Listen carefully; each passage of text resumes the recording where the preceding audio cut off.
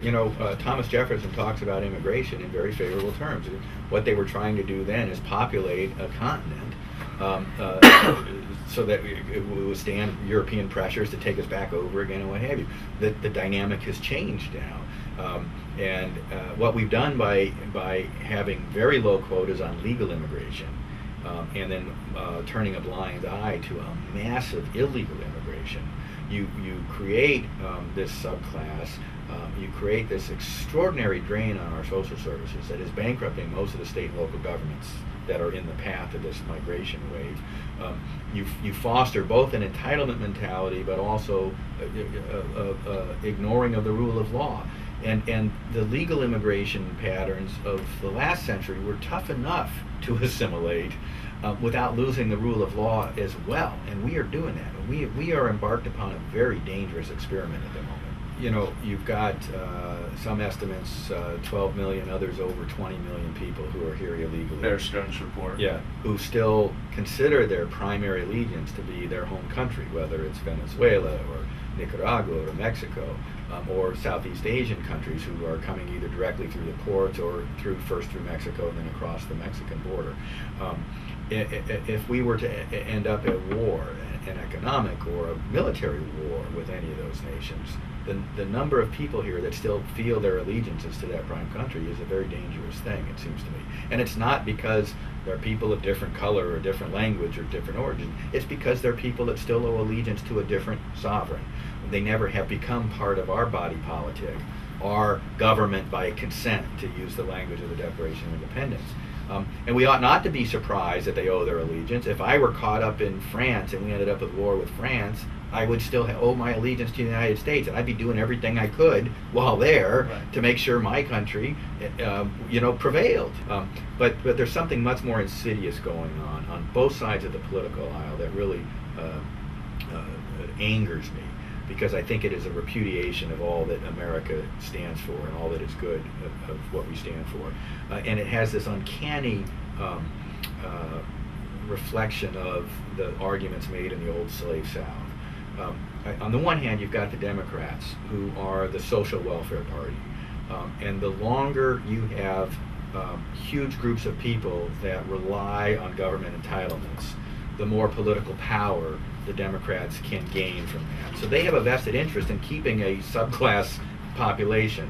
The Republicans, or the big business wing of Republicans, have this vested interest in having not a new labor pool, but a new illegal labor pool, because of the way they can take advantage of them and treat them almost slave labor. And the arguments made by the Chamber of Commerce and the Wall Street Journal have an uncanny parallel for the arguments made by John C. Calhoun and the old defense of slavery, and it's, our economy depends on this and what have you. And it is a travesty that those two positions have gained enough majority support to force the government to ignore our immigration laws. In 1776, Thomas Jefferson drafts a version of the Declaration of Independence, his early draft, that criticized slavery. They force him to take that language out, but the idea shared across the founding generation, North and South alike, was that slavery was a necessary evil to be abolished as soon as possible. By the 1820s, John C. Calhoun and others are arguing that slavery is a positive good. It's the foundation, the economic foundation of the South. You pull the rug out from under it, the economy is destroyed, and it's worse for whites as well as for blacks. And they start making this economic argument in defense of slavery, and that takes root, and it lasts with us for generations. And I think what the Wall Street Journal's position and the Chamber's position is nearly identical to it. Agriculture would just be brought to its knees if we had to pay the prevailing wage, and we had to, suffer all the threats of lawsuits if we, and all the other things that go with it. They've got a docile labor pool that they are able to put to bear to generate either greater profits or lower consumer prices on agricultural goods. And that's, I think, fairly despicable. But also a function of this idea of equality, that everybody has to come together and agree to the kind of government they're going to have. So the only legitimate government you have is one grounded in consent. So you have human rights, natural rights that you have as human beings, and then you have a government that some portion of human beings decide to create by consent among themselves in order to protect those human rights as best as they think possible. And what we do in the United States might be different than what they do in Canada or France or Mexico, but the people in each of those countries come together to try and decide what works best for them. Right. It's consent of all concerned.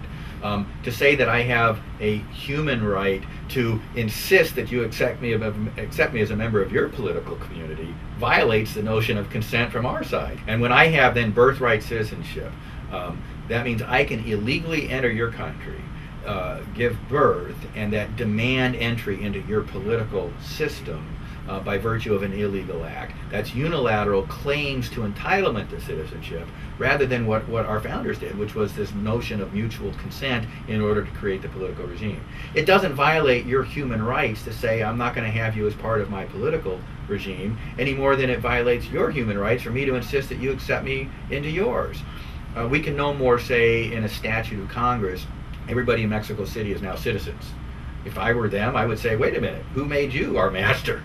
Well, what they're doing is the reverse of that. Everybody in Mexico City that comes to Arizona demands citizenship, and you have nothing to say about it.